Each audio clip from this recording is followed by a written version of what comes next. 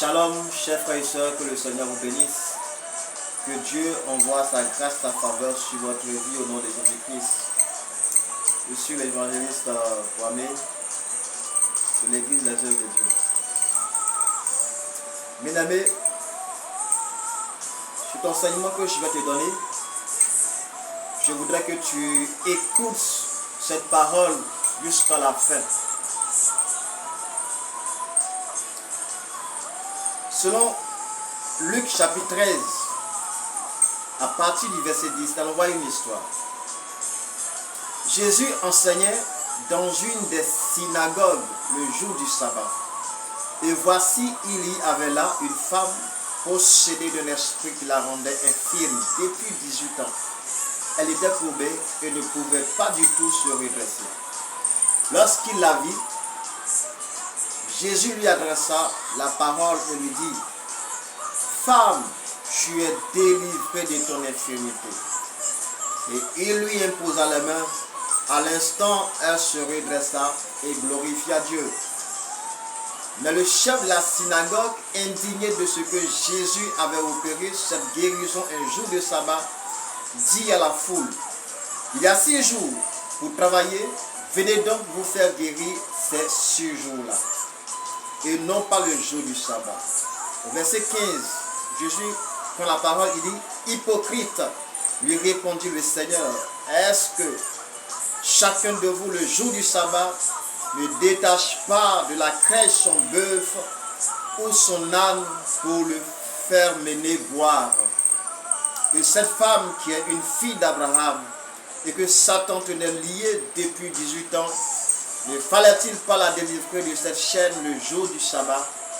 Gloire à Dieu, shalom, bien-aimé, que le Seigneur te bénisse. Je voudrais que quelqu'un puisse entendre cette parole, entendre cet enseignement. Ce fut là l'histoire d'une dame qui souffrait d'une infirmité depuis 18 années.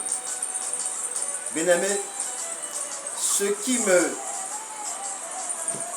touche dans ce passage, quand la femme fut guérie et que d'autres personnes protestaient sa guérison, contestaient sa guérison, Jésus-Christ, prenant la parole, dit ceci: Et cette femme qui est une fille d'Abraham et que Satan tenait liée depuis 18 ans, ne fallait-il pas la délivrer de cette chaîne le jour du sabbat? Bien-aimé, je ne sais pas quelle souffrance, quelle situation tu traverses. Tu ne sais pas cette situation t'a conduit pendant combien d'années. Tu ne sais pas quelle souffrance, quel est le poids, la charge que tu portes sur ta vie. Tu ne sais pas quelle situation que tu traverses. Mais laisse-moi te dire une chose, que quel que soit le temps, quelle que soit la durée de la situation dans laquelle tu te trouves, que ce soit une situation de maladie, de chômage, de célibat, quelle que soit ta situation, une situation de désolation, bien aimé, laisse-moi te dire que cette femme souffrait depuis 18 années. Mais quand elle a rencontré Jésus-Christ, Jésus l'a délivrée. Vous savez pourquoi Jésus-Christ l'a délivrée? Parce qu'elle était fille d'Abraham. Parce qu'elle est de la postérité d'Abraham. Elle est de la descendance d'Abraham. Et les promesses de Dieu rattachées à Abraham doivent se répercuter sur cette femme. Parce qu'elle est de la lignée d'Abraham. Bien aimé, aujourd'hui, nous qui sommes aujourd'hui en Jésus-Christ, nous sommes tous fils et petits-fils d'Abraham. Nous sommes tous en Jésus-Christ. C'est-à-dire que les promesses de Dieu faites à Abraham doivent tomber sur notre vie. Nous sommes héritiers des promesses de Dieu sur Abraham. Donc si nous héritons des promesses de Dieu sur Abraham, bien-aimé, laisse-moi te dire ce soir que toi qui m'écoutes, quelle que soit ta situation, la durée de ta situation, bien-aimé, comme Jésus-Christ a délivré cette femme de cette chaîne d'infirmité, Jésus-Christ aussi te délivrera. Aie confiance. Ne regarde pas l'heure, ne regarde pas la période, ne regarde pas le temps. Le temps appartient à Dieu. Je te dis que tes lamentations, non, bien-aimé. Je te dis que tes pleurs, non, bien-aimé. Je te dis que toutes tes plaintes, tes murmures, tes soucis, bien-aimés, ne pourront pas influencer le comportement de Dieu à agir avant le temps. Il y a un temps que Dieu a fixé. Cette femme, Dieu avait fixé 18 années. Bien-aimé, toi, tu traverses cette situation, je ne sais pas quel temps que Dieu a fixé. Mais tant que le temps que Dieu a fixé n'arrive pas, bien-aimé, il te sera vraiment difficile de recevoir ta délivrance. Attends le temps de la promesse, l'accomplissement de la promesse de Dieu. Le temps de l'accomplissement de la promesse de Dieu est fixé par Dieu et non pas par toi. Non, bien-aimé, souvent, dans nos prières, nous prions mal. Nous ordonnons à Dieu de nous guérir. Nous ordonnons à Dieu de changer notre situation. Non, bien-aimé, demandons à Dieu de changer notre situation. Nous pouvons commander à une situation qui ne nous est pas favorable d'être en notre faveur. Mais sachez que c'est Dieu en réalité qui rend toutes choses favorables, autant favorables.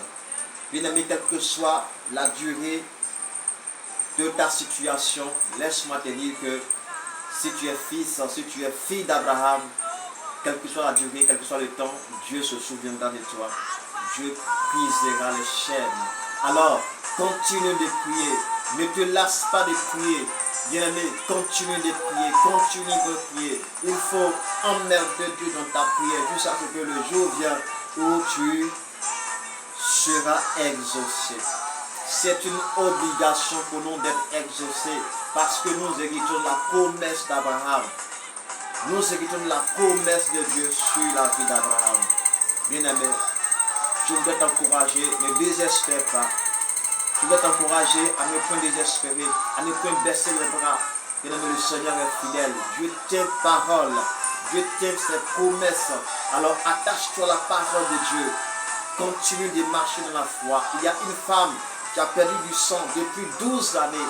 Bien-aimé, pendant 12 années, elle a cherché l'exaucement. Elle a cherché une situation favorable. Elle aurait attendu pendant 12 ans. Après 12 ans, elle a rencontré Jésus-Christ. Elle fut guérie complètement. Bien-aimé, que la grâce du Seigneur soit répandue sur ta vie. Que Dieu vous bénisse. Si vous avez une préoccupation, si vous avez un problème spirituel, vous voudrez une assistance spirituelle, un conseiller spirituel, n'hésitez pas à nous écrire. Que le Seigneur vous bénisse abondamment.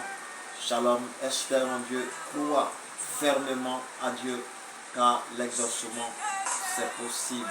Tant que tu vis, tant que tu respires, tu seras toujours exaucé. Il y a l'exaucement. Il y a l'exaucement pour ceux qui croient en Dieu, pour ceux qui espèrent en Dieu. Que Dieu vous bénisse et que sa faveur et sa grâce soient répandues sur votre vie au nom de Jésus-Christ. Amen.